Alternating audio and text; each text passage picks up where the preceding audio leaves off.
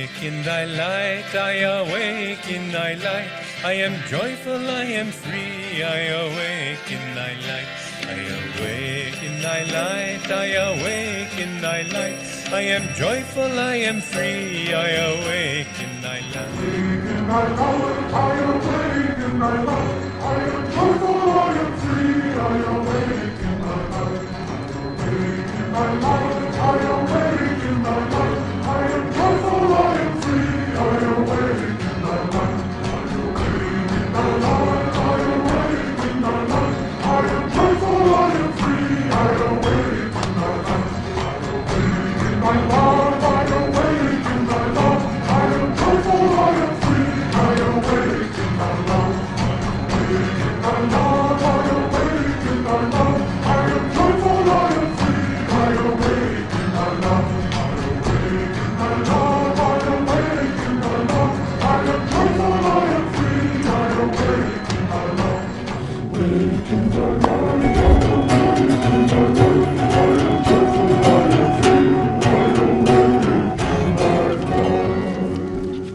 So thank you all for coming. This pavilion of gratitude, I'll say just briefly a few words. This is exactly the hottest time of day here. Just so you know, for future reference, it's great until about 11 a.m. and then great again after 4. But at any rate, this is a place of, as we say, gratitude and remembrance. It's a place for meditation and for memorial services. And my thought, and I think for all of us, that it's a place for us to remember what Master Paramhansa Yogananda, our Guru, said in regard to death. It's a time of transcendence, and it's a time of inner freedom. And I hope that all of the uses that this pavilion are used for will keep that in mind, that spirit in mind. It's about astral, it's about transcendence, it's about inner freedom and joy in God. And so when someone passes, to have those thoughts in mind and to really keep those teachings and that vibration that Yogananda gave us alive and well in this location and sharing out to everyone. So I think with that, I was going to do a little arati, but I think we've had enough aratis. And I think what I'd like to ask you to do is we'll chant Om, and please, when we do this, feel that each of us is acting as a channel for the blessings of our masters coming into these statues, this altar, this whole place here. It's very blessed. And also underneath this, in the middle, are rose petals from Swami's bed in Assisi, and also a little of the earth that he blessed many years ago for a temple in a different location. But all of that's under here, and this was originally supposed to be a place for a temple. And so now it is again. It's a pavilion, but it's an outdoor temple. And so please come, use this place, enjoy it, and remember Master's teachings and his vibration in regard to everything that happens here. So let's chant Om together and feel the blessings of our Masters coming through us, enlivening all of this, and going out to all the people that will come here in the many years to come.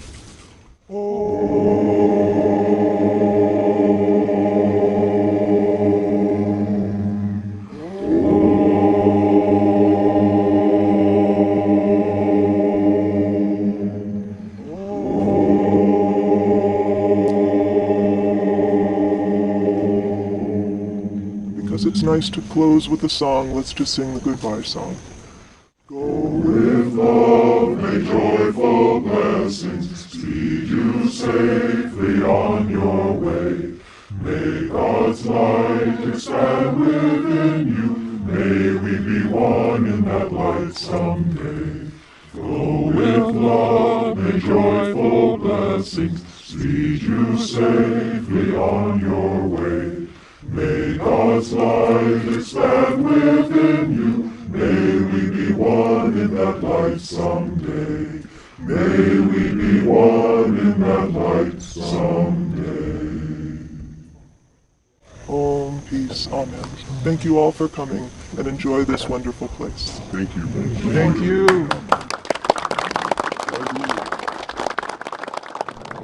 Welcome, and all American Cartel members. Thanks for joining me to the longest intro in an all-American Cartel LLC's history. Honestly, I just wanted you guys to get a good view of this alleged cult that's allegedly in Nevada City, very near Truckee. This lady that brought this to my attention via, I think, email. And if you want to email me, an allamericancartelllc@gmail.com. She brought this to my attention, and she likened this religion or alleged cult to be that similar. She said that it was similar or seemed almost exact to that of Kylie Rodney's mother.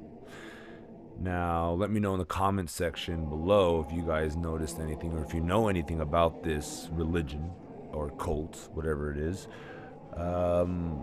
And with that said, it brings me to another thing I wanted to discuss. Now, a lot of my followers or subscribers or whatever are Christian, and a lot of them are not. Now, me personally, I was raised in a Catholic home, Roman Catholic, but I'm not a Christian anymore or a Catholic. So let's read what this person said. So, I just seen someone post in a video. They lived in Truckee, Nevada area 15 years. He said in that region, along with Scientology, there's a cult called Ananda Village. So I YouTubed Ananda Village. Watch this video. Not only does it sound like Kylie's mom's mindset, but they are channeling spirits, which are demons. They mention God once, but anyone with eyes can see. Channeling for their masters to come into them, and the statues they place in a pavilion they built for rituals. It is satanic either way you put it.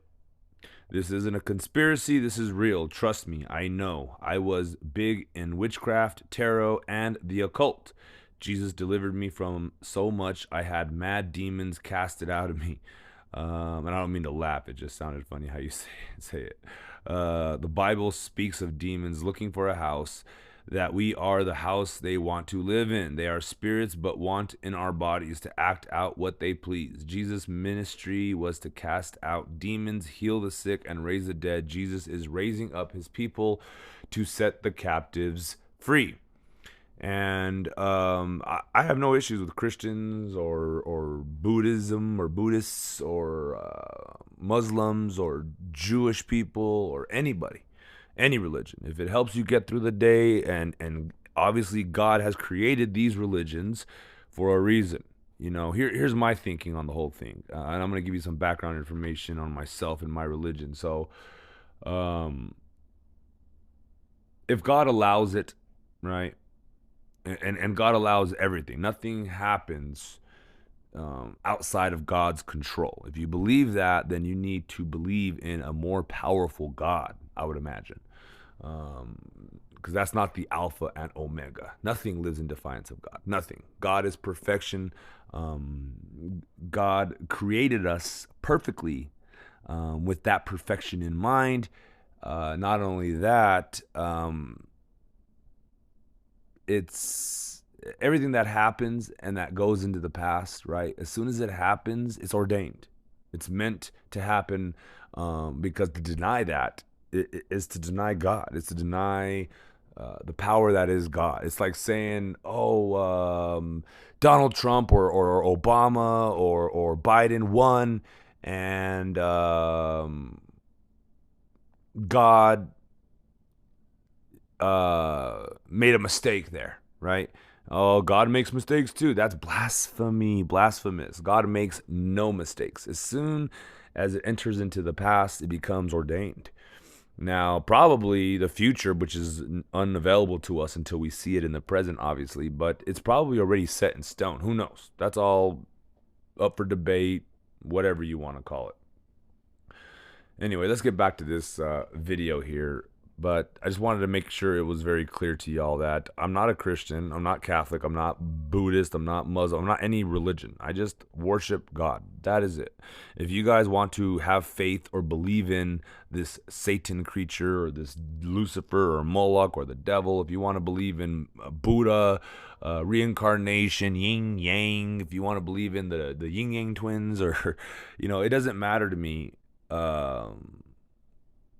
what you want to believe in, what your beliefs are. Okay, we all have our own personal beliefs, and me personally, I don't have time to waste on anything other than God. I choose to focus all my love, my worship on God. That's it. I don't deny Jesus. I don't deny the Buddha. I don't deny anybody, right? Because for me, my God is powerful enough to create Jesus. okay, in the form that you all believe him in.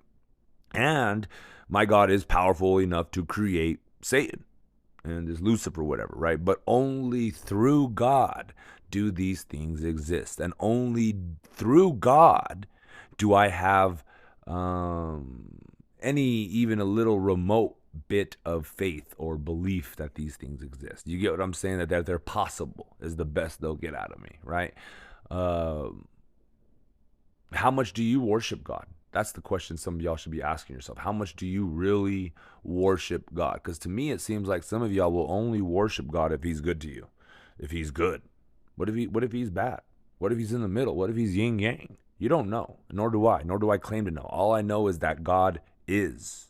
Does that make sense? So let's read this thing real quick. The Ananda Janaka Foundation supports Ananda's overall mission through estate gift planning. It has established the Pavilion of Gratitude for the benefits of those who draw spiritual support from Ananda. Further developments of this special area will come from memorial donations. To make a memorial donation for the benefits of the Pavilion, please visit us. Estate gift planning. For more information about the Ananda Janaka Foundation and how to include Ananda in your planning, please visit us or contact us directly. Estate gifts to the Ananda Janaka Foundation of any size are gratefully received. The vision. The Ananda Pavilion of Gratitude is a place that reflects our spiritual path of self-realization and the understanding that Paramhansa Yogananda has given us about the transition from life with a physical body to life without one. This transition is part of the soul's long journey through time and space. As a reflection of this understanding, the pavilion is a place of spiritual upliftment, of gratitude and remembrance, of meditation, prayer, and memorial services. It is a place to reflect on and remember the truth of our own deepest reality, that we are souls that are part of the all-pervading, ever-existing divine consciousness. The site, the pavilion, is situated in a forest garden that includes a beautiful area of oak trees and a view of Lotus Lake. The open-air pavilion has benches and a beautiful altar with statues on either side of Babaji and Yogananda. In 1993, now where did you guys hear that year before?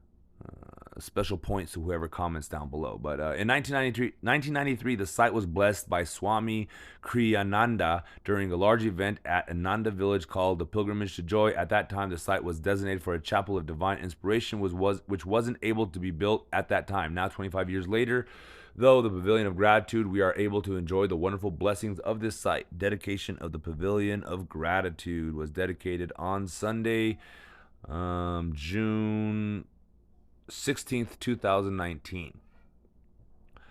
I wish they would have said exactly where it is. I'm sure we can Google it and find out exactly where this place was at. But